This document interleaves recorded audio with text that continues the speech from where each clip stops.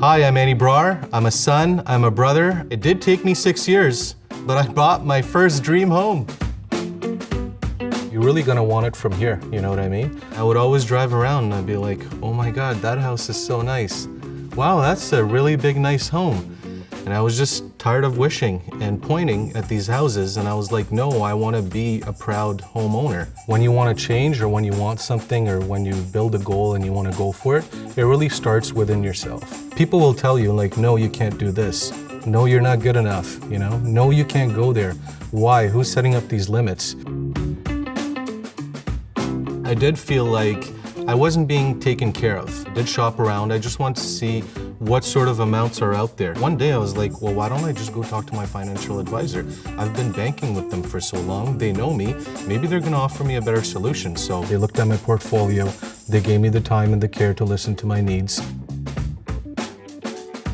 I was like, okay, well, I'm not gonna take no for an answer. Like, what's the solution? We made a list of some of the debt that had to be cleared. Student loan, it was credit cards, it was credit line.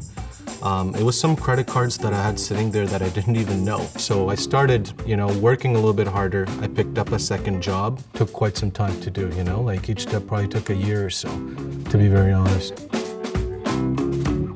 So I had the task of, asking my mom to be the co-signer on my house. If you do get a co-signer, some of these things will be easier. We watched one of our favorite Indian films, and I ordered some Indian food. I was like, look, if you help me co-sign, I'll cut the grass and I'll do all the chores, and I put up all these promises. And the next morning she did, call me back from work, and she's like, hey, if that's what you want, then I'm all for it.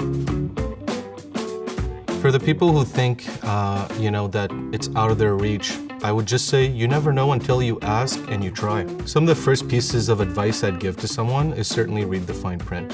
Know what you're getting into. Don't sign anything without consulting a professional. Look, save, things are possible, but you have to do the work.